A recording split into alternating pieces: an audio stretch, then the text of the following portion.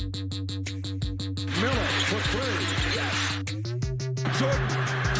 Open. Chicago with the lead. Court. Batista with the catch. Oh! LeBron James with no regard for human life. Hand down, man down. Yeah, I can see how disrespectful he's being right there. No, I went to Temecula and brought you some dirt. Yeah, that's a technical. Mama, there goes that man.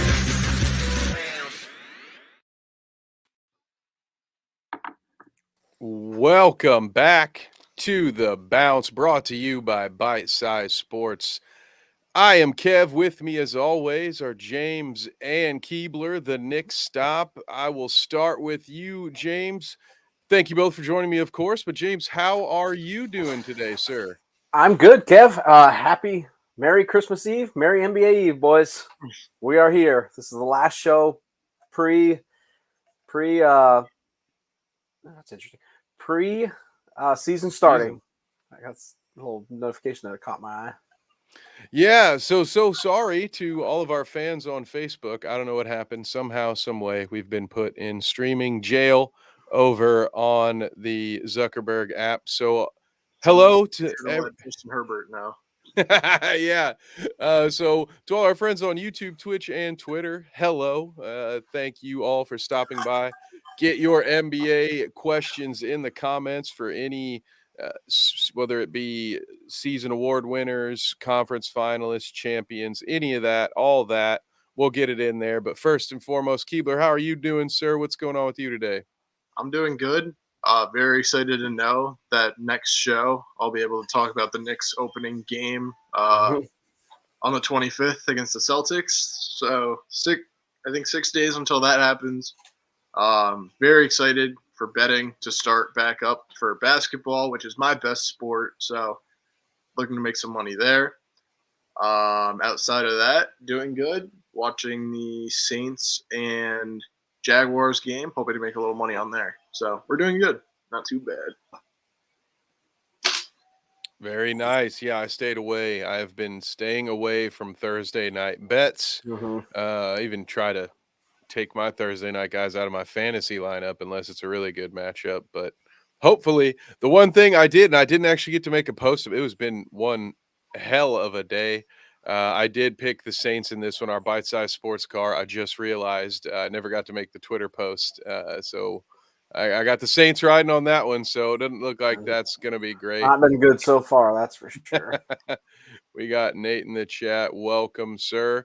Well, gentlemen, it's a fun day. We get to preview the NBA season, and there's a lot to talk about. We can talk about the playoff picture. I mean, ultimately, we should talk about the playoff picture before we talk about the championship picture, but we've also got individual player awards and stuff like that. So I will put it to you. Do you have any preference on where we'd like to start with our 2023 Jamboree?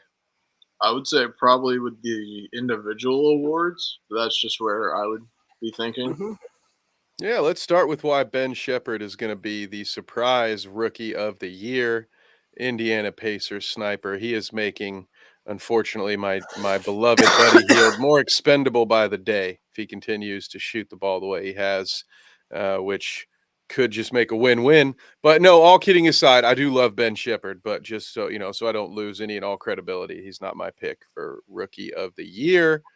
Buffalo Time says Joel Embiid to the Knicks. Oh, Keebler. So before there's apparently quote unquote scuttlebutt that Joel Embiid wants to be a New York Knick. So with that hard news and him forcing his way out, essentially, I think Embiid's going to end up doing the same thing. Hopefully to a team that has all the right assets for it, the Knicks. But we'll see.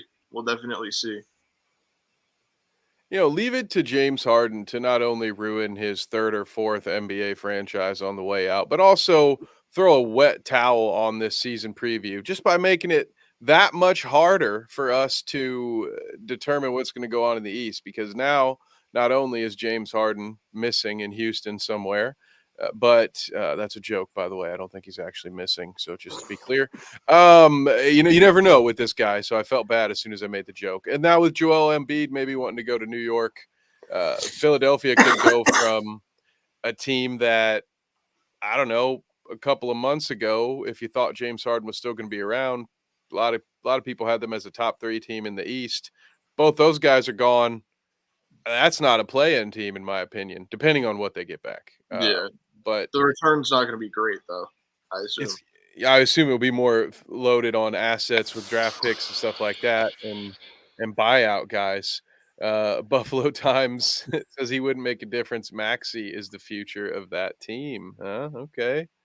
I think if you give Maxey the keys, I'm definitely not opposed to that opinion. But when you have the league MVP, definitely makes your team a whole lot better, especially when his playoff or regular season to playoff drop off is still more points per game than Julius Randle in the regular season. So yeah, might be onto something there. Well, speaking of your boy, your soon to be Nick Joel Embiid, is that your favorite for MVP in this upcoming season, Keebler?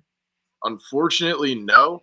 I'm going to go with a little bit of a different route. It feels like a route I take every year. It works for the first 2 months and then hits a fall off. I think I'm going to rock with Luka on MVP this year. If the Mavericks can keep it going or get it going, I should say, because they didn't even scrap together anything last year. Back to it, yeah. Yeah. But now you're playing a whole season this time instead of trying to just throw 2 superstars together on the fly at the deadline and figure out what's going on with that. I think Luka is arguably the most talented player in the NBA in terms of skill set. And what he provides for that Mavericks team, if they end up being a top 5 seed, I think that he will end up being MVP. I think it'll be a race, though, with Giannis and Jokic, as it is every year. But I think Giannis might fall down just a little bit if he has Dame carrying a little bit of the weight for once. And finally having that bona fide superstar next to him. But I see it being a battle between Jokic and Luka. But I think because of voter fatigue and everything like that, I think Luka will get his first MVP. I don't hate that choice. James, what about you? Keebler put together a pretty interesting scenario. Do you agree with it, or where's your head at? I like it. I don't agree with it. I like it because he nailed the 2 people that are. I think the Joker will be back up there, and even though voter fatigue's right, he didn't win it last year. I'm going Joker to win it again this year. Going right back there. Okay. Right back to the Joker. Okay. I don't hate that either, to be honest. Nate thinks that Keebler's wrong because Luka will be dragged down by Kyrie Irving. All that getting dragged through the mud. Oh yeah, they're not going to be great defensively. I like Marty's Embiid take here. Embiid will end up in OKC. Never doubt an owner GM's pettiness coupled with OKC's picks. Nate also says Pistons. So those are 2 squads that have the assets to offer something for Embiid. All OKC has is picks, though. Like they're gonna want also a player, right? They're gonna want at least 1 or 2 players that are. They don't want to have a huge fall off from Embiid, essentially. So whether that be maybe RJ Quickly and Mitchell Robinson getting that done, they're going to want guys who are already established along with draft picks. That way they don't take too much of a toll. But I don't think OKC is going to be willing to give up that young core. They're not going to give up Giddey. They're not going to get Lou Dort's not going to get a deal done. They're not going to give up Chet. So yes, they have the draft picks, but I think that, like I said, they're going to want established players to go along with that. Yeah, so I guess I should make my pick for MVP now, huh? This one is difficult, guys. We've got Luka so far. We've got Jokic so far. You know what? Give me. Dollar. I'm gonna say, like I have a hard, like even I am doubting this, but because it could go the complete opposite way. But I really like Giannis this year because defenses are gonna have to do so much more to keep their eye on Lillard. I think it's gonna open up a lot for Giannis. I just depends on how much extra effort he's gonna have to exert on defense because this team, we talk about a team that got worse defensively. That's definitely Milwaukee, at least on the perimeter. But I could see, because I tend to agree with the idea that there could be some voter fatigue and that Jokic might not get it if there's somebody that's right up there with him. And so I could see it potentially being Giannis if the Bucks make a championship run. I will agree with Keebler in the sense that if the Mavericks if the Mavericks are a top 2 seed in the West, and that's mainly because of Luka, I could, like, there is a world where I could see it going the way Keebler laid it out, 100%. Yeah. But for my sake and to represent the Eastern Conference, give me Giannis. Yeah, where's Justin Herbert when you need him? Well, apparently, watch us. We're in Facebook jail. Yeah, we're in Facebook jail, Nate. So I don't know how that happened, but it's all right. Last time that happened, it was me that did it, so I can't. I have no stone here to cast. Yeah, we didn't even show anything either, and it just, man, must have just been something Nate did. Nate, just one of you guys looks like someone incredibly famous, and then you got copyright claimed. Maybe I'm just too handsome, and they don't want us to blow up, so they were just like, "Yeah, we got to get him off." Got to keep the man down. That could be it. Yeah, that's they're They're used to us bald dudes. Downfall because we're so handsome. Marty's on it. Yeah, Zuck being Zuck. What can you do? That's why we love our partners here at StreamYard, where we can stream to multiple locations at once. Hey, if you ever want to be a streamer, you can click the link in our description to go ahead and start your own StreamYard account right here, right now. That's an ad we don't normally plug, but it's not every day I have a reason to pitch StreamYard, and we do have a referral link, so why not? So thank you very much for my impromptu ad. Anyway, this message is sponsored by StreamYard. Yeah, right. So what do we want to do next? Rookie of the year sounds fun. Then we'll mix in defensive player of the year. We got to get that one in. That's not a sexy one, so we got to work it in at one point. But rookie of the year will be a great battle. James, I'll start with you this year. Is it going to be a true rookie, or is it going to be is Chet Holmgren going to get himself a Ben Simmons rookie of the year? I think your top 2 are Chet and Wemby, and give me the Frenchman. Ooh. Give me the 7-foot Frenchman. Give me the 7-foot Frenchman over the 7-foot American.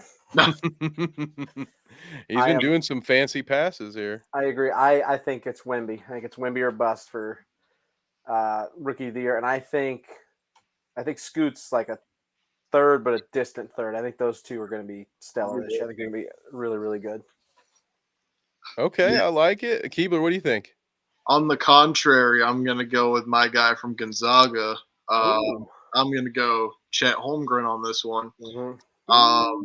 He's had a year spending time with people in the NBA, running NBA scrimmages, being around NBA talent, doing workouts with KD, Trae Young, people like that who can really benefit his game. What we saw in preseason was him literally outplaying Wemby in that same game.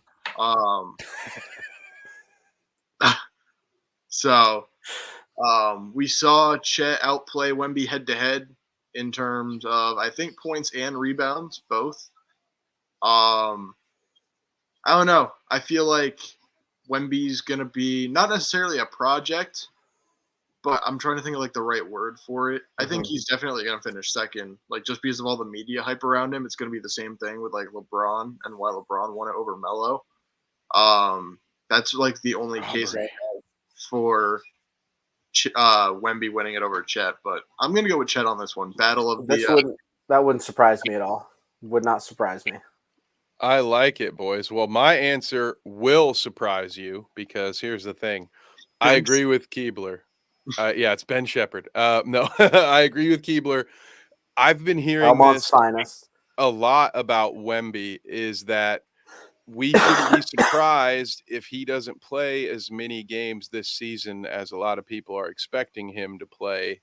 And if the Spurs take more of a slow start approach, more of a rebuild approach, and kind of treat him like they've treated other superstars that weren't quite as young, and, monitor him, don't play him on back-to-backs, that kind of stuff. So I could see Wemby not necessarily not meet the criteria for the award, but because he'll be going up against highly talented rookies that are going to play all 82, I could see him falling a little bit short because of something like that.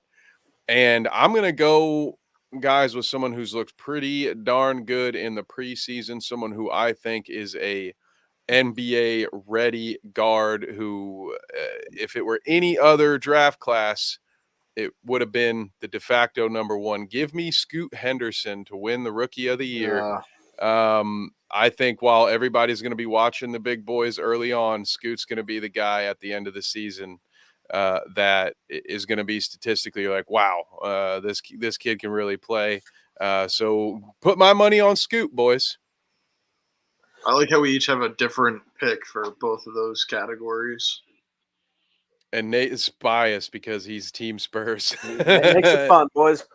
Gotta make those fantasy picks. Those are very relevant. You gotta have a rooting interest. So let's do the not everyone's favorite, right? Defensive Player of the Year. We'll start with you, Keebler. Do you have any favorites for Depoy? It's so hard to pick at the beginning of the year for defensive player because you never know who's just going to step up and lead that charge. Part of me wants to go Draymond Green. Part of me wants to go Rudy Gobert. Part of me wants to go Marcus Smart, Jaren Jackson Jr. There's so many different ways it can go. Drew Holiday. I'm just going to – no, because I was going to be incredibly biased, and I'm not going to do that just for the sake of credibility. I think I'm going to go Bam Adebayo. Okay, I like it. We're going to get playoff Bam in the regular season. I like that. It's very possible. I'm hoping so, for his sake. Yeah, for his sake and for poor Jimmy Butler's sake too. Otherwise, they'll be if they're making another playoff run, it'll be from that 8 seed again. I like it. James, what about you? What are your thoughts for Defensive Player of the Year? One name he didn't mention was Brook Lopez. That's another one that you can throw in that list. Yeah. The hodgepodge of. I'm gonna go. I figure he's getting older. That's why I was. That's the only thing with him. He's not young at all. But I guess if the Bucks have a stellar year, maybe they give it to him. I want to go. I'm gonna do Jaren Jackson Jr. Memphis. I like it. 25 games without Ja. They're gonna have to win him somehow. He's gonna block everything at the rim. Hopefully, we don't get FIBA Jaren Jackson Jr. Hopefully, we get Grizzlies Jaren Jackson Jr. I hear it's a different game out there. Yeah. I like this one, and unfortunately, mine has already been spoiled because Nate put it in the comments. So in this instance, I get to be biased while holding on to some credibility here because it hasn't been that long. I think it was 2 years ago where Miles Turner got injured. He was leading the league in blocks. And I think despite not coming back, he finished, I think, second or third in the NBA in blocks for that season. Mm-hmm. He is a guy that, much like, Jaren Jackson or, Robert Williams in years past, if he plays all season, I think he's got a good chance at being right up there. So give me Miles Turner. I'm going to be a bit of a homer here, but give me Miles Turner for Defensive Player of the Year. I do like, Marty puts Smart up here. I do love a good guard, but it tends to be a blockers award unless you get, some of those guys that are getting multiple steals a game and can block. Every once in a while you get those perimeter defenders, those long perimeter defenders that get it. But yeah, I think did we all go bigs on that one? Yeah, and I think alluding to what you said, Mitchell Robinson and Miles Turner, both in that stretch, were averaging like over 3 blocks a game. I do remember that pretty well. Yeah. So, it could happen.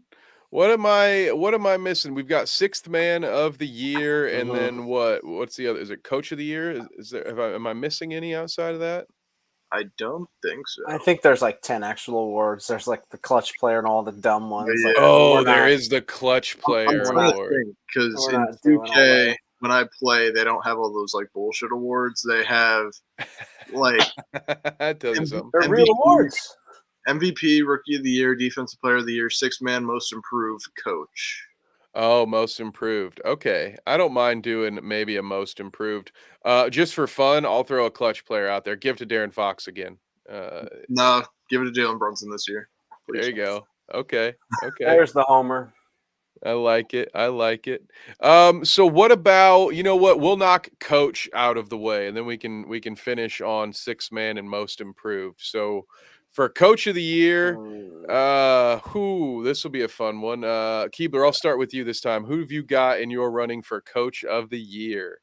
So I have 2 guys in mind. You're gonna like the one that I'm thinking. For number 2.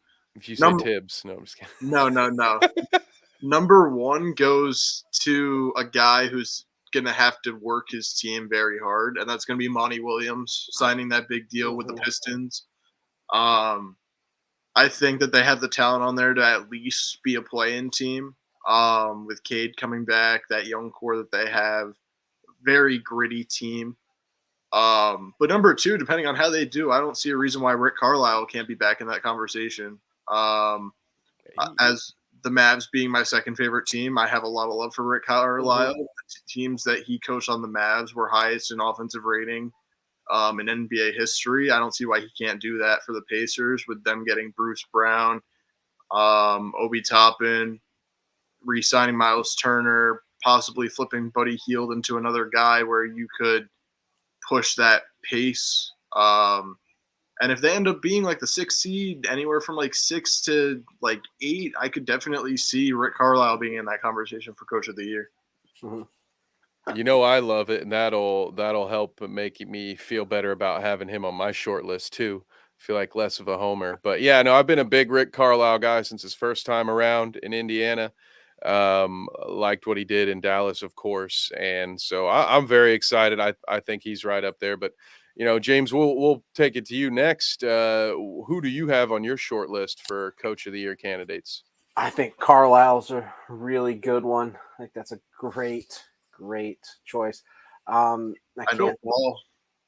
He knows ball. Keebler knows ball. The Knicks staff knows ball. The Memphis Grizzlies head coach is an interesting one. I can't think of his name right now, so I'm actually looking up. Oh, Taylor Jenkins. Is that it? I can see his head because he's one of us. He just hasn't embraced the ball yet. Yeah. Yeah. It is Taylor Jenkins. Yeah. If they can somehow weather the storm without Ja, they got the first 25 games without Ja, and they can weather the storm and be in that top 4 conversation in the West, he's got a shot, man. That's a tall order. That's 25 games without a superstar. But they got a little bit different lineup with Smart in there this year. God dang, there's a bug in here. If they can weather that storm, I think he's got a good shot at it. And then I like Keebler's Carlisle pick too. Has and I can't pronounce his name. Thunder's head coach. Is it Mark Daigneault, right? Am I know how to pronounce that? That's going to be a candidate for me though. When I look at what the Thunder have and what they could possibly do. Daigneault. I was like, dude, as much as I've said lots of great things about the Thunder over the last 2 years, I haven't said his name once. And then I'm reading it. I'm like, how do I pronounce this? I thought their head coach was still Billy Donovan. So if that's any complicated. At least you didn't go like Scott Brooks or something. It's easy to forget about the Thunder, But no, I could have him on that list. I also, of course, I love me some Rick Carlisle. So, will we see any of the old Bucks? Like, will we see Steve Kerr? If the Spurs surprise all of us and Wemby goes to the playoffs, is Popovich going to get another one? There's a ton of scenarios that could happen. Maybe Nick Nurse with his bold strategy of playing his best player more minutes. That's coach of the year stuff right there, guys. Yeah. You just never know. Sometimes it's the easy Justin stuff. Herbert would love it. You don't have to reinvent the wheel here to be coach of the year. So what about our most improved player of the year? Because I think sixth man's a little more fun. So we'll end on that one. So what about most improved? Let's see. I think I started with Keebler last time. So are we going to start with you, James? I got one. Yes. Give me Markelle Fultz or give me death. Hey. He's finally going to put it together for a full season. I should have known. Back end Markelle last year is going to do it this year, folks. I hope so for his sake. I loved Markelle Fultz coming out of college. I did too. He's just been injured and all kinds of stuff going wrong, and he was healthy the back 3/4 of last year. He goes into this year healthy. That'd be really fun. If he's good, the Magic could be sneaky this year too. I like that one a lot. I should have known it would be Markelle Fultz for you. Keebler, what about you? Who do you have for most improved? I know who I want it to be, and I really want it to be Obi Toppin for his sake. He's gonna go from averaging 9 points to like 18 or 19. He's gonna take that jump. Mega jump, yeah. With the Pacers.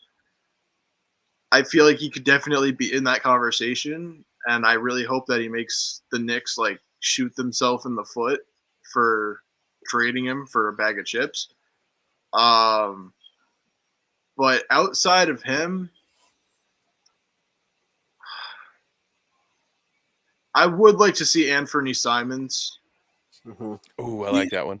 Be in that like most improved without Dame, him taking on more of like the number one option on that team kind of role. I don't see why he can't average like at least 20 points a game. So yeah, I'll go Anthony Simons, but if I'm also being biased, I would love Obi Toppin to win that award.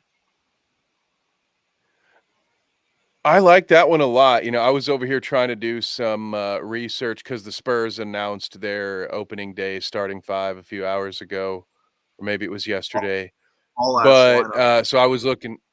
Yeah, right. I was looking for a Malachi Branham sighting because that is somebody you guys know that I've been high on, that I think once he gets some minutes, he's going to start filling it up. But Nate brings up another good one right there, Shaedon Sharpe. I love that one. I know I think it was Keeler mentioned Anthony Simons. I think Sharpe is another one right there on that list. This is a fun one. Obi Toppin, selfishly, I'm hoping to see.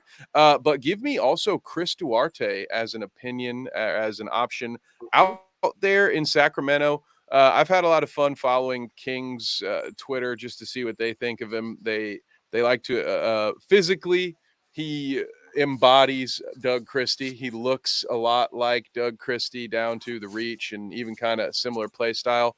But Duarte is a guy who an injury got him out of a rotation in Indiana, and then because other players just turned out to be a lot better maybe than we thought, Nembhard, Naismith, they just stepped up. So he kind of got played out. And if there's an opportunity for him in that rotation, he's a clutch player. He loves shots at the end of the shot clock and at the end of the quarter. So give me a flyer on Chris Duarte as well for a most improved. Gentlemen, let me ask you this. Is Ben Simmons going to be in the running for that? We've seen. I was wondering, does he qualify?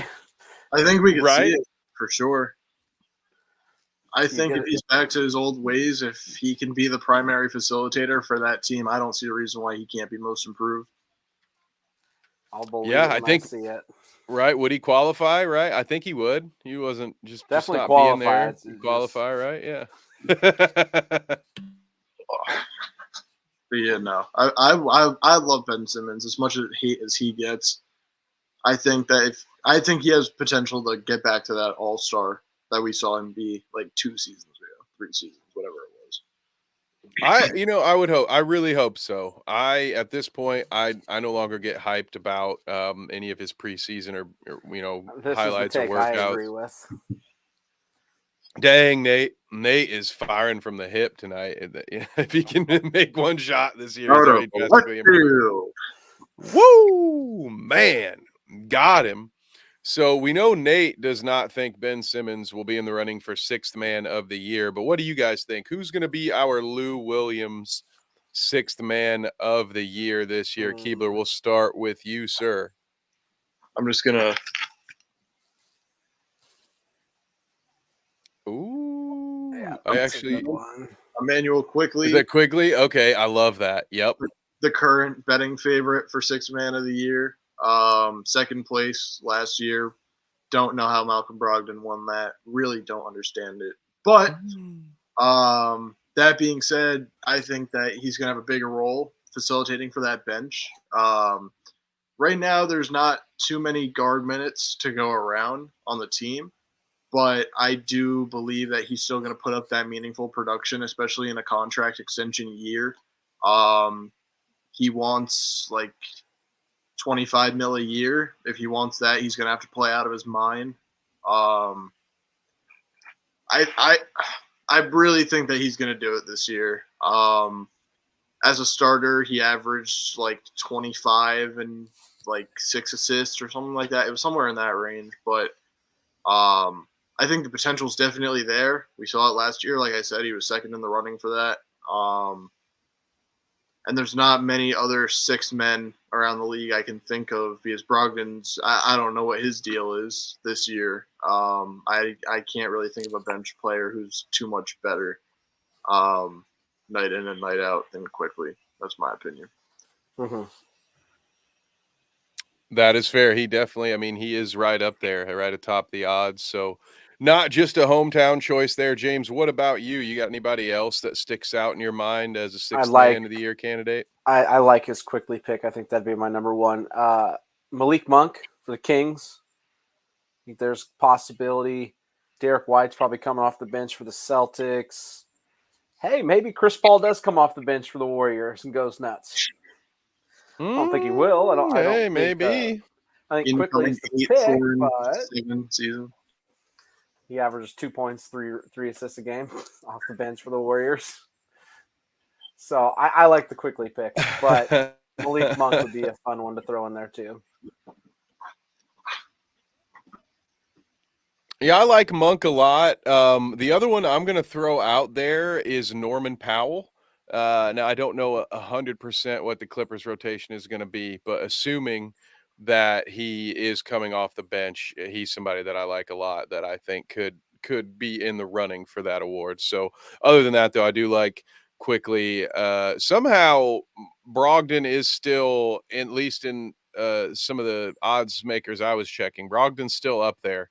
He's still one of the top 5 options. So maybe he will come off the bench. I mean, that's what I would do. Honestly, if I'm Portland, I'm trading him by the All-Star break anyway. I'm having him teach everything he knows to Sharp and Simons, then I'm getting him out of here for more future assets unless they really surprise all of us. But there we have it. Those were our award predictions for the upcoming season. So I guess now would be time to get into the playoff picture, gentlemen. So where do we want to start? East Coast or West Coast? Do a little coin flip. Grayson Allen. We'll do heads for East, tails for West. Let's do it. I like it. Flip a coin. Ooh. Heads. So we'll start with the East. Let's go. East Coast. All right. So I figure we can probably just do this kind of rattling off the teams we don't expect to be there. And then we can kind of discuss the squads that we do think will be in the running. So let's see. I think we can all agree Wizards, Hornets, not going to be in the mix this year. Who else can we immediately write off in the Eastern Conference? Think we can also write off. I'm gonna go with a super hot take on this one, and it's because I envision that they're gonna make a trade that they're gonna regret. I'm going with the Hawks. Oh, I think Trae Young's out of there personally, but I'm gonna write them off right away. Definitely not because of a playoff series that happened 2 years ago, but I think we can write them off pretty quickly. That's who I was thinking. The Bulls, I don't think they're going to be Lonzo-less again. I can't write them off if they have DeRozan, Levine, Vucevic. I think when Lonzo was healthy, they were the number 1 seed. He's not playing this year, though. I know he's not, but I know it's tough. I'm with James on the Bulls. I've got them written off. I mean, what about Toronto? Are we ready to write them off? Or are they at least they're at least bubble or not bubble playing? What's write off is 10th write off? Yeah, probably. So what about Orlando? We talked about them. Are they I think they'll be a mega jump, but I think they're 500-ish level. Yep. I think that they're flirting with the play-in as well. Detroit came up on the screen. Do we talk about them where we think they'll be? I know they'll be bad. So maybe they're a write-off for the playoffs this year. That's what I think. I think their ceiling's going to be the 10 seed, probably. Yeah, I'm kind of with you there, Keebler. I think there's a situation where they could flirt with the play-in, but that's the ceiling for me. Is like I don't see them getting any higher than a play-in. So let's see. I think that has kind of tossed aside. Now we get into some of the murkier areas. So I'll go ahead and throw my Pacers out there. We think they're at least a play-in contender. Personally, I think they have a chance at maybe a 7, maybe a 6 seed, but I think they're in that play-in area all season long. Personally, as a Pacers fan, I'd love to say that they'd be higher, but I think they're right on the bubble. I think the Nets are right up in there too. For a play-in, maybe they hit up that 6th spot. Okay, Nate, like that. I'm just looking at a list of teams that I think the Heat are going to go back to the play-in too. They're not really a well-oiled machine for the whatchamacallit. They're not really a well-oiled team for the regular season, but then come around. Bam, or not Bam. Wow, Jimmy just pops off. Mm-hmm. Yeah, so, and Bam to some extent waits for the playoffs to really show up. So yeah. So I got them right in there. There was one more team, I think. I think the Raptors are probably going to be a play-in team, just logistically speaking. Mm-hmm. So I would say the play-in is probably going to be the Heat, Raptors, Nets, Pacers. Yeah, I think that right around in there. I'd agree with that. Any other teams we haven't mentioned yet, James, that you think are right in that play-in area? No, I think the Magic are in there. Mm-hmm. I think the Hawks fall off. I agree with Keebler. Something could happen there. I don't believe in Toronto as much, but maybe the 10. Yeah, I'm kind of out on Toronto. Yeah, and the so Bulls, I could see it. I have a belief the Pacers can get the 6. Like they're going to be high flying and fun this year. They might accidentally do something they're not supposed to. Man, don't I hope so? But I guess that takes us up to that next tier of playoffs. Now, I think we should all point out that there is a world where Philadelphia might end up back in that play-in bubble, depending on how things happen. But, we'll open up to the top 6, I guess, maybe start with guys we think are maybe towards the bottom. So we don't start with the Knicks. I'll start with the Cavs. Where do we think the Cavs would be? I think we all believe they're playoff teams, but where are they going to land at the end of the season? I think they're going to probably – if the 76ers do hit that fall off and things go the way I anticipate, I think the Cavs are going to be that 4 seed again. Mm-hmm. Okay. I like that. Especially after they got, what's his name, Strus, and they got someone else too that upgraded their depth a little bit. Yeah, I could see the 4 for them as well. I think that's a good spot because we keep forgetting that the 76ers God only knows what Harden's going to do. Yeah, it's a very good point. So the spot is right there for them to be a 4 spot again. So okay, we'll take it to Lee says number 3 for the Cavs. I mean, I like that too. Isn't that what Nate said? I think Nate had the Cavs at 3 or somewhere Yes, around he there. had them. He had them in order. He had them at 2.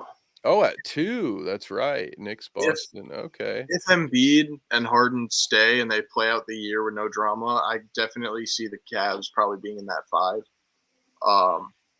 I think 76ers would probably be in the 3 again. Knicks would be in the 4 for me. So that's just where I'm thinking. That makes sense, and that's fair. James, while we're on the Knicks, where do you have them? Because I still have them in my head right around that 4-5 range. There may be a 3. Again, if Philly drops off, I think everything 3 to 6 gets really interesting in the East. I could see them being that 3-4. I think is the range for the Cavs and the Knicks. I think Philly's going to be in the 5.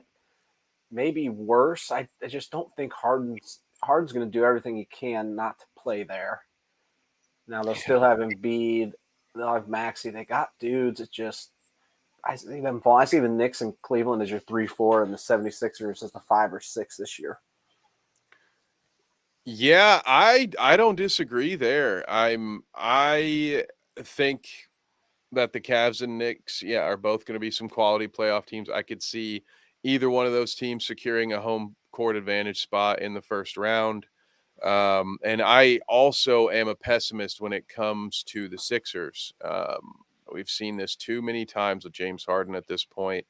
And I could see, I mean, there's a bit of, I don't know if it's irony, but it feels poetic if it's Joel Embiid that ends up giving up on the process, that he, finally it's all said and done and we can finally mark that a failure if that's what happens. But yeah, the Cavs and Knicks are they're neck and neck for me personally. It's hard for me to decide between the two. So that takes us to, I believe, like the top 3 teams. We all are, really. We got Milwaukee, we got Boston.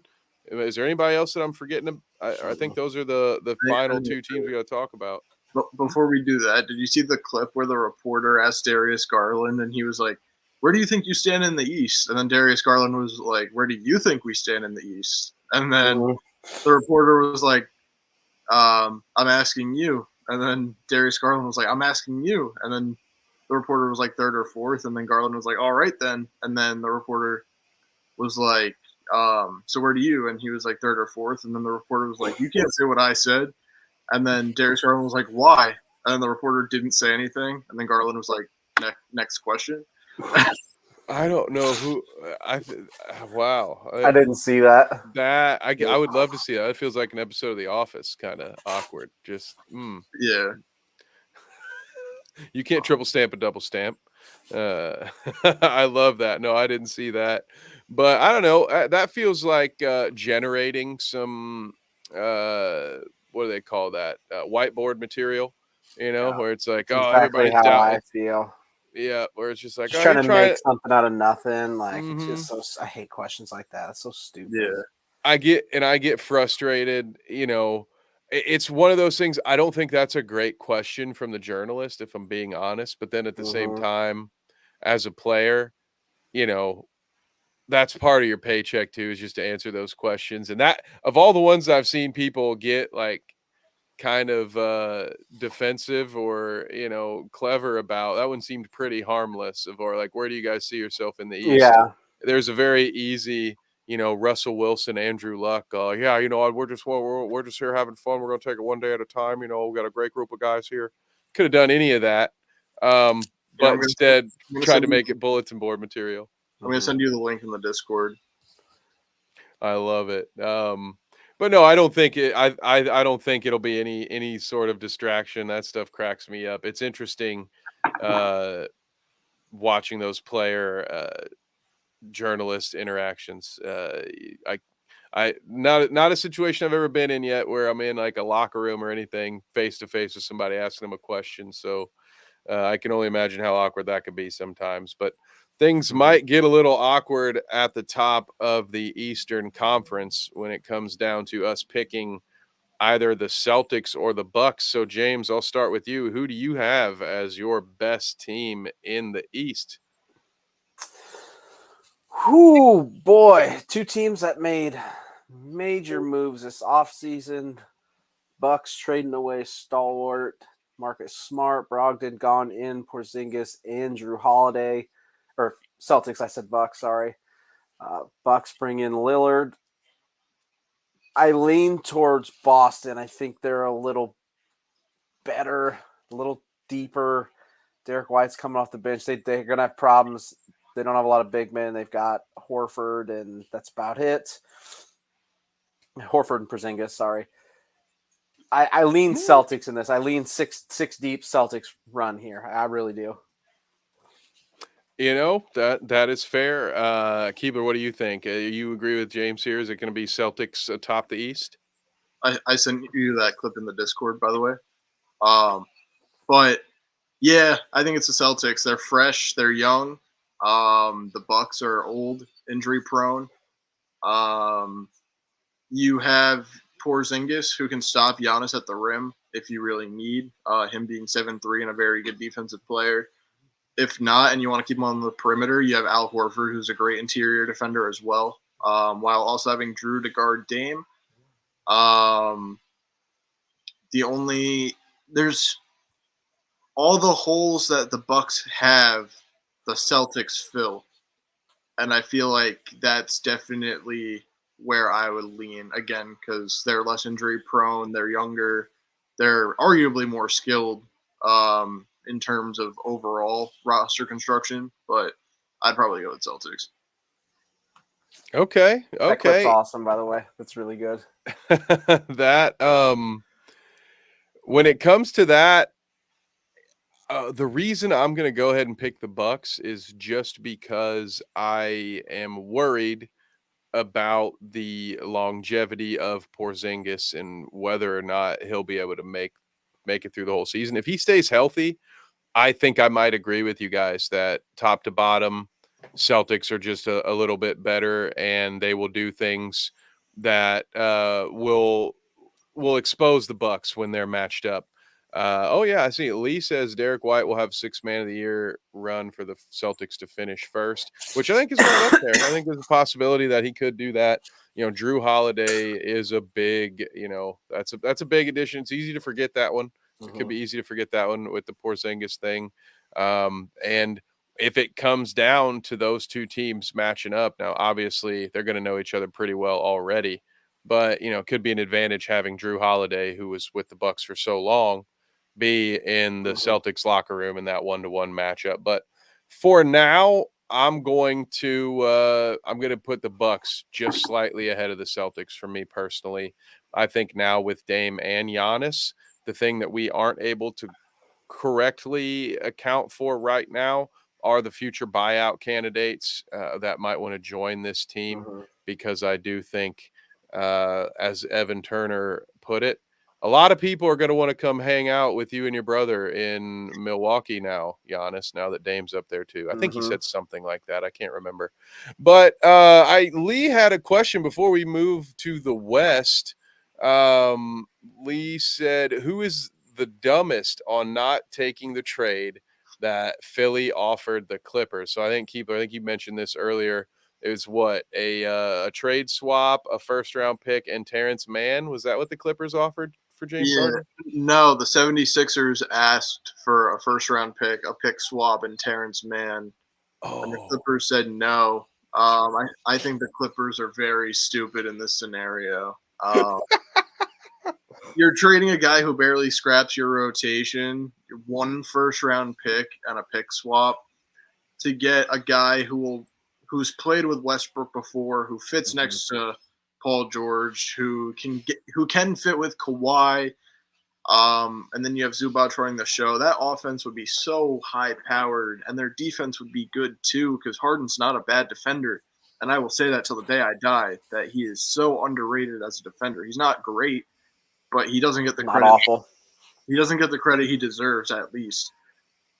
I think, I don't know, you'd have to trade someone else in there to match contracts, but I just think the Clippers are so stupid for not taking that. If you're trying to get it for less, I don't know how much less, but yeah, like Lee just said, Terrence Mann's not even the top 150 players in the NBA. So if they're just asking for Terrence Mann, a pick and a pick swap, then you're dumb for not taking that. I'm sorry. I tend to agree, James. What are your thoughts? Did the Clippers make the right call? No, I agree with Keebler. I agree wholeheartedly. I think I actually agree with this. I think Harden is overrated. I think he's gotten old. But if that's a true trade and that was offered and they could have taken it, they're dumb.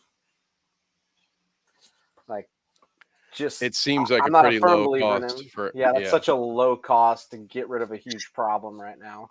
Yeah. It just they didn't take that. I don't know what you're thinking. I want to see it playing for him this year. Exactly. They must really think this is all just an act, that he's really coming back, or that somehow they'll be able to get a better offer, which I'm not sure how that would happen. But I mean, to be honest, it's more like my morbid curiosity that wants to see Westbrook, Harden, George, and Kawhi. Like, I think in reality, what was it, 16 games that the Brooklyn Big Three played together in all that time? Yeah, I think it was 19, and they went like 16-3. So it'll be something like maybe this foursome would play 20 games together over the course of 2 years. But hey, Harden and Westbrook might be able to win you enough games to get you into the playoffs where George and Kawhi can carry you. But yeah, I agree that I don't understand Terrence Mann being the deal breaker here. I'm kind of with James on this one. I don't know that Harden would have been a big needle mover for the Clippers, but I think it's such a cheap flyer to take.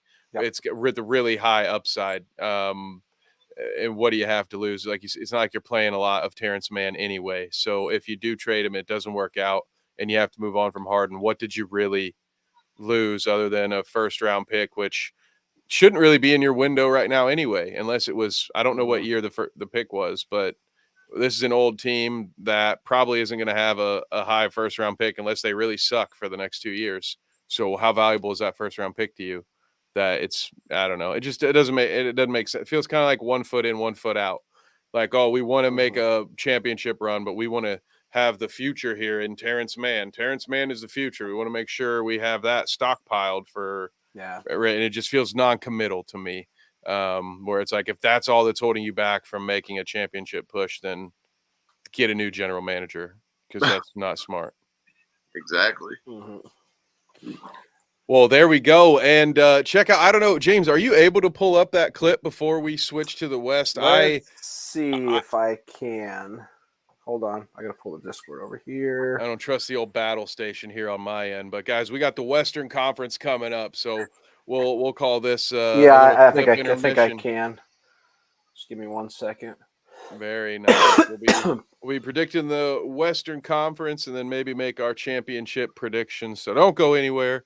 Please like, subscribe if you don't mind. Share us out to your friends.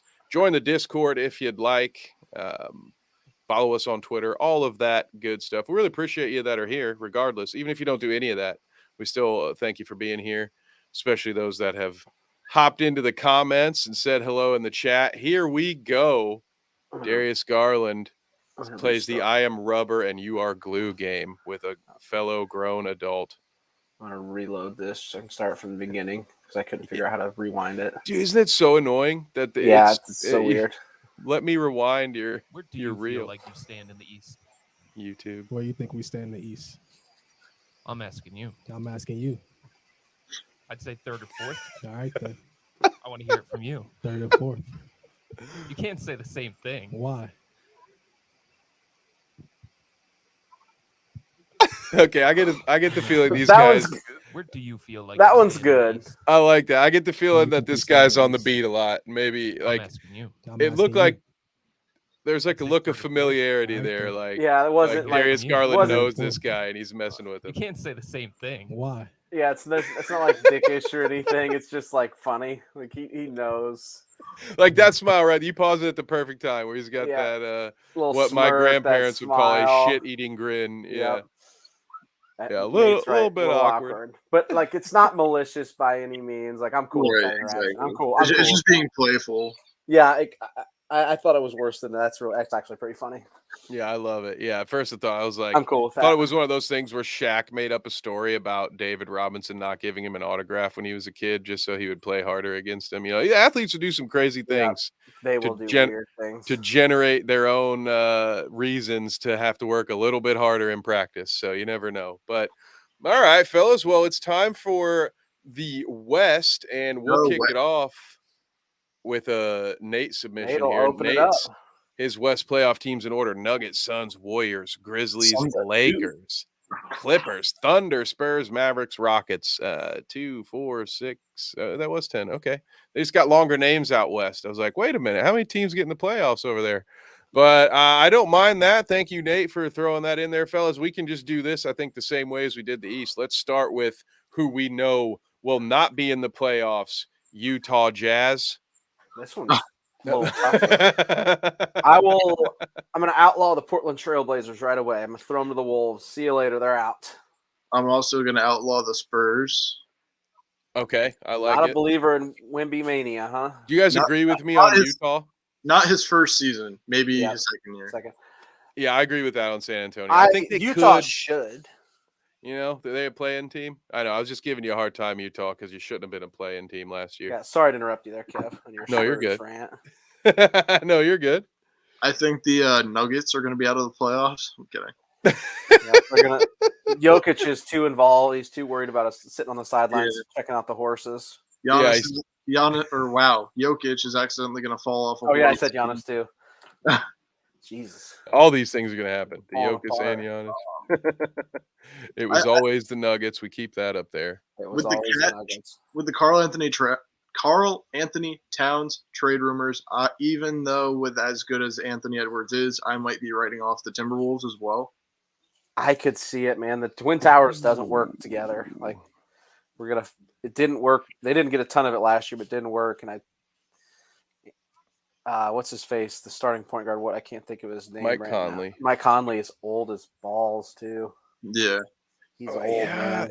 You know, I think it depends on what they would get back from him, though, because Mike Conley and Gobert and Donovan Mitchell made the playoffs a couple times. And Yeah. Anthony Edwards is not quite Donovan Mitchell, but he's pretty good. And I think he's going to make another step up. So depending on what they get for Karl Anthony Towns, if it fits better, I'm not saying they're going to go anywhere, but I could see the Timberwolves still being a play-in team just because, you know, they've got Conley. As long as Conley's able, I know he's lost a step, but as long as he's still out there playing and is still a starting caliber point guard, I think he's one of the best distributors and just a great veteran presence out there.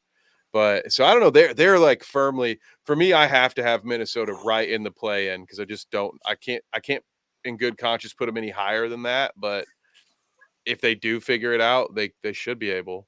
Mhm. John would just put the Wolves in the first seed. He Yeah, would. you know, you think so? I notice he's absent here. He is absent tonight. Where would Cat go? I mean, that's a good. Do you guys have any thoughts on who would be a good trade partner for Karl Anthony Towns? I don't. I hope it's not Indiana. I have one, unfortunately, and it's who he's been the most linked to, and that is the New York Knicks. And I do not want him anywhere near my team. Please keep your $60 million a year contract away from my team. Thank you. Have a great day. But he's changed the game. Oh yeah, Big man he's shooting of all time. the greatest shooting big man of all time. Mm-hmm. He is. Yeah. But like, I'm out on him.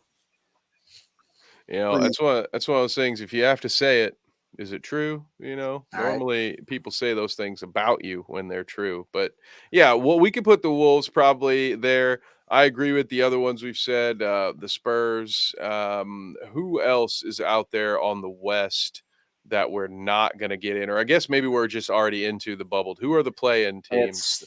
We've only named what?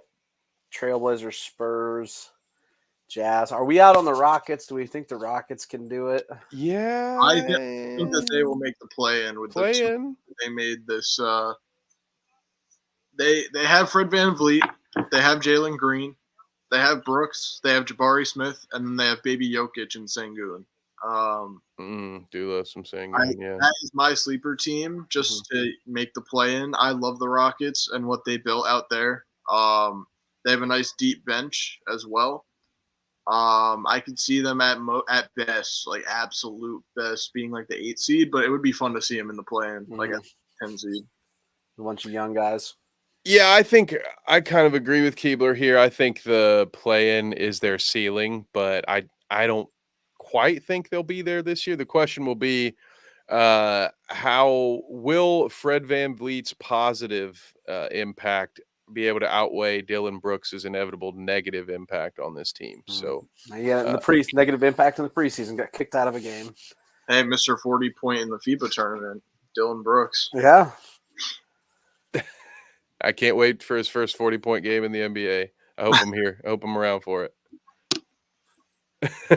Sorry. Has it been noted that I am a Dylan Brooks advocate? I'm a huge fan of Dylan Brooks. Anyway, so who else? What about while we're talking in this bubble area? I hate to even put them here. Maybe some people will have them up higher. Is this a good time to talk about the Pelicans? I think they're going to, with Zion healthy, I think that they're going to be a top 3 team. I hope so. Won't be healthy. Yeah. Team won't be healthy. Big ol' if. He's looked very good in the preseason. That's all I'll say. He has that. I agree with you. He has a little bit to his step. I like it. I like what I'm seeing from Zion. That little bit to his step's going to break them little feet of his. I think Lee had Pelicans in 6. That's kind of where I put. Until I see him right now, 70+ games, I'll never believe it. He's just never been healthy, not one time. That team is just so good. They were in first place last year when he got hurt. That's what I'm saying. So like having top 3 got hurt is ridiculous. Yep.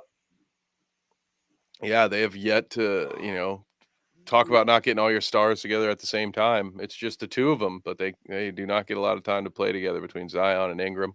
Also, Jonas Valanciunas is the most underrated center in the NBA, in my opinion. Do you love that? And I feel like McCollum's on that team too. Like it's a great team. Yep. I love that. Jose Alvarado. I don't know if he's still there, but last year it was a quality player as well. Trey Murphy. Yeah, that's right. So yeah, they have a solid squad, but I don't know that. I don't know if they'll be healthy enough to make it work. So. I'm trying to think. We're going to see if they're the Pelicans or the Pelicans. Right. Each Western team that comes up to my head is a playoff team, like Mavericks, Warriors, Suns, Nuggets, Lakers. I mean, Grizzlies. Where do we think we got them in the playoffs, guys? Keeler, you got the Grizzlies in the playoffs this year? Yeah, I think they will. Statistically, they played better without Ja, and they're missing him for 25 games. So I think that they'll be right up in the mix. Again, I think that they'll probably be closer to like the 6th seed this year. I like the veteran addition of Derrick Rose, obviously. He's not going to do much. He's going to get minutes on them just because Ja's out. But I like the addition there. Marcus Smart. Marcus Smart, too. Very good hole to fill. He's a much better defender than Ja and can still give you a very good playmaker and probably like 16 a game. But yeah, I think they'll be right in the mix. Again, same with the Lakers. They're going to be in there too. Probably right around where the Grizzlies are at. Mavericks in there. I think the Mavs are a play-in. I think 7 to 10. They're top 6 is so. I think their ceiling is the 5. I think their floor is like the 9. They're going to be right in that range. I think I would agree with that. I like that range for Dallas too. Yeah, I'm not a believer in the Kyrie Luka experiment working. I think it's going to be a lot more of Luka doing a lot to carry this team into the playoffs. But yeah, so I tend to agree with you guys there. What about the Clippers? We talked about them maybe being dumb, not pulling the trigger on an easy trade. When we talk, so we know who's on this team, but where do we think they'll be? James, where do you have the Clippers? It's the same thing I said about the Pelicans. Until I can see them healthy, I just don't believe it. I think 6 to 10 or a 7 to 10 range. I think they're playing. I think they're going to get passed by some teams. I think they're They playing just- too as well. They're just Paul George or Kawhi's number one culprit for being healthy, but Paul George misses games too, and they've barely played together in 3 years. Yeah, it's tough. Zion will just play sucks. 9 games this year. Yeah. I that's reasonable. I mean, Hey, they're man, no it's- longer. Just a There's dream scuttlebutt. team. There's scuttlebutt about it. All I'm gonna Gotta say. love that scuttlebutt, dude. Whoa, what about the Golden State Warriors now equipped with Chris Paul coming off the bench? Keebler, what do you think? Warriors a playoff squad, play-in squad? They're a playoff squad, but they're not going to be like top 4. I think they're again going to be in like that 6 range. 5-6-ish, yeah. Yeah. I think the better thing is just the subtraction of Jordan Poole and all the drama that surrounded that all last year, and he wasn't any good last year. I mean, I think he was well, I mean, better than RJ Barrett, but like, Well, I guess what's the standard, right? yeah, let's he hope was a nobody big else thing, tells you know, Draymond and- Green the truth at practice you either. can't ignore that. Yeah. Do we have any? Is Chris Paul going to do anything for them? Does anybody have any belief?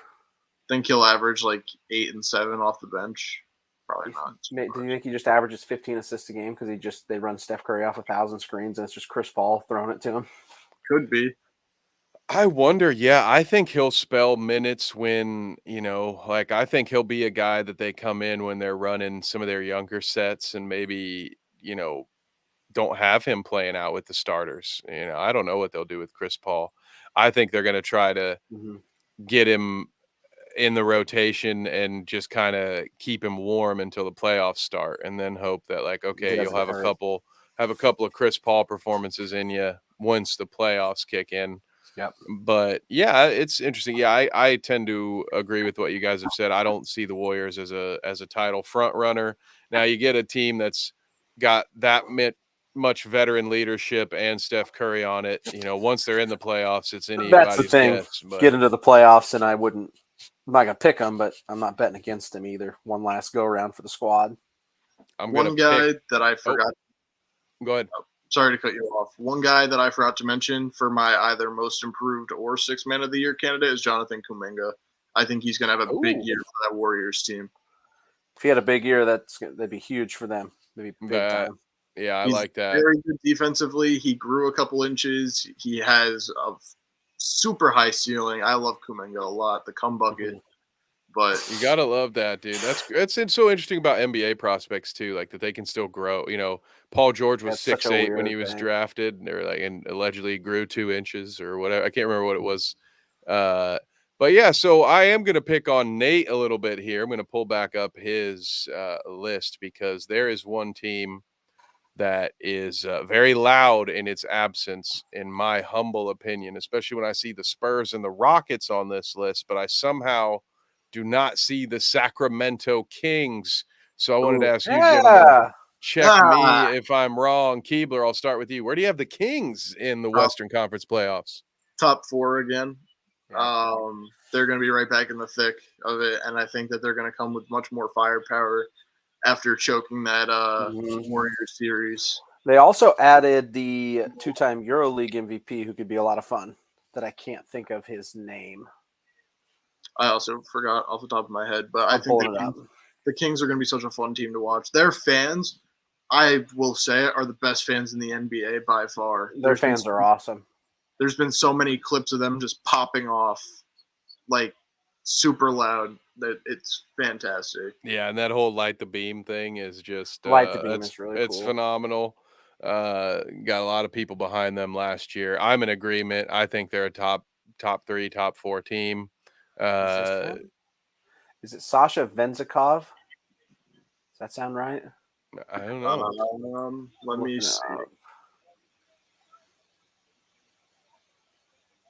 Yeah, otherwise, they've got Darren Fox. I think that's just him. He was the 2023 EuroLeague MVP, so I assume that's who it was. Yeah, Sasha Venzikov, right? Yeah, Vezenkov. Oh, Vazen. Say that again. Vezenkov. Vazenkov. Sasha Yeah. Bazinga, got it. Yeah, adding he's really, really good. Yeah, they'll be great. Like I said, I like the depth piece. They probably feel the same way the Pacers feel about getting Obi Toppin for 2 second rounders. They're like, we got Chris Duarte for 2 second rounders. Are you kidding me? I also love Keegan Murray, bro. Yes. Mm-hmm. Agreed. So I think that team is going to be very solid. So who else would be in our top 4? We've got the Suns involved. Would the Suns be in your top 4, James? Oh, yeah. I think. Let me go in my head. I probably have them 4th. 4th? Okay. Yep. Yeah, I think it'll be interesting. Someone brought up a good point that, despite how long it might take them to figure out what their offense looks like, most teams will have their 3rd best perimeter defender going up against a guy who averaged 30 points a game. That's going to be really hard for teams to stop that. When Bradley Beal can just eat, if he wants to, he could probably just eat all day. What are you going to do? You're going to sag off Durant and Booker to help on Bradley, so could be very interesting. I think if healthy, they'll be a lot of fun to watch. What do you say, Keebler? That defense is just going to go up so many points back too. Yeah. It's gonna be like it's like watching someone play NBA Jam, but with 12-minute quarters. It's gonna be like exactly. 175 to 168. 7 seconds or less reincarnated. Exactly, dude. It's gonna look like one of those wild games from the 70s. I think I know who my top 4 is, and I'm probably gonna put Nuggets at 1 again, just because of Jokic. It was always the Nugs. I'm gonna put the Kings at 2. No, I want to put the Lakers so high because they made so many good moves this offseason. I hate that I love the Lakers. I hate it. I hate that I love their offseason. I hate everything about the fact that I love that they had a good offseason. I think the You're Lakers mad at yourself. I think the Lakers are going to be the number 3. I think the Suns are going to be number 4. And I think Pelicans are going to be 5. Nice. Mm. I think I've got it very similar. I've got it flipped. I think the Lakers do get to 2. I think Kings 3, Suns 4, Warriors 5. A team we haven't even mentioned. How big of a jump are the Thunder making? Team we just kind of skipped over completely. Yeah, that's right. We talked about them. We talked about the Thunder more when we were talking about the awards than we did here. Yeah. How they'd probably like it, right? Right under the radar. Exactly. Ooh. They're adding Chet in to a team that Shea took off. Giddey. I think that's a 5 or a 6 seed potentially. I think so too. The good Jalen Williams, because they have 2 Jalen Williams on that team. Pulling it up because I don't remember all. Yeah, young, weird guys. Is it Lou Dort? Is he the other one on that team? Yep. Yes, he is. Lou Dort. Wow, maybe a 4, maybe even a 4. I'm comfortable at 5 or 6. I might. They do have 2 Jalen Williams. They're spelled differently too. Yeah, they added. Who did they add to? Who was the other guy they drafted this year that fell? I have to go look this up. This is gonna piss me off. It was. It's not Bilal Kulabi, I can tell you that. I love Bilal Kulabi or Koulibaly or whatever. They added Davis Bertans. Ooh, well, there you go. I'm thinking of Kassan Wallace. Yes, out of Kentucky. They also have Poku still, which I don't know how he fell off, but he's still good, I think. Yeah, I'm with you guys. I think they're not only just going to be a fun team to watch. I think they are going to be good. I think they're going to be a solid playoff team. Because even if Chet somehow has another freak injury and he doesn't this team is good without him playing at all. Mm-hmm. So I still think no matter what, they're a solid. So for instance, if he goes down, I still think they're a play-in team at worst. I just can't see them taking that big of a step backwards. I think their ceilings probably are at the 6. Yeah, I think the 6. I could see a 5, but I think 6 is it. But I think they're the Kings of last year, team that just blows up and is a lot of fun to watch, and everybody loves them. Their fans are going wild.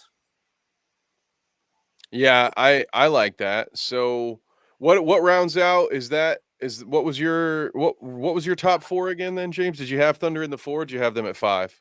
I've got them 5. I'm going Nugs, Lakers, Kings, Suns, and then I've got Warriors, Thunder, 5, 6, and I don't know in what order. I'm gonna cheat. I like And then that. Yeah. You're putting the Thunder above the Grizzlies. Oh God, I forgot about the Grizzlies. Right? Isn't this fun? Oh yeah, somebody's got to be did. out. Maybe the Warriors are that 7 seed. Maybe Maybe it isn't. Maybe it's God. Is it? someone has to fall out. I do have to. You guys are putting me on the spot right now. I'm gonna go. I'm a believer in the Thunder. I'm giving the Thunder the 6. Let's do it. Hey, I we have to love have good takes at some point, so I'll accept it. Give me Thunder 6, Warriors 5, Grizzlies 7. I think the Grizzlies. I'm gonna go ahead and say they struggle without Ja, and they just lose just enough games that they're just when it comes down to the end of the season, they just lost too many early without him. Let me see here. I'm gonna go with The West is good. it's been hard. Part of me wants to put the Lakers at 1, but just because that LeBron and AD tend to get banged up a lot. Another Hachimura for team 6 man, that's another one. Another team that's hurt all the time. The Lakers. Yeah, exactly. So for that reason, give me the Nuggets at 1. The Lakers at 2, but it could be the Kings, and I'll put the Kings at 3. I'm gonna put the Suns at 4 for now. And then I will go with Thunder 5, Grizzlies 6, Warriors 7. So there we go. We've got our West picks locked in, our East picks locked in.